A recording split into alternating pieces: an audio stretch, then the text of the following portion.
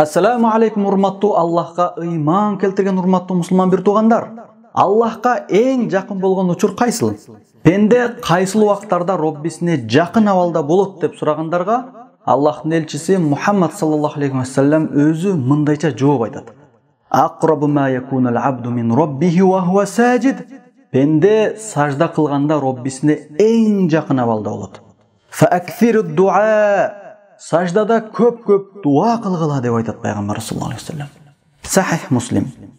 Намаз окуп, саждада көп дуа кылууну пайгамбарыбыз саллаллаху алейхи ва саллям бизге буйруду. Анткени пенде сажда кылганда Роббисине эң жакын абалда болот.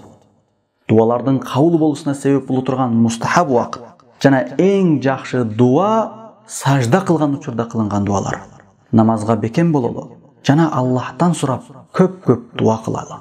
أقول قول هذا وأستغفر الله لي ولكم. السلام عليكم ورحمة الله وبركاته.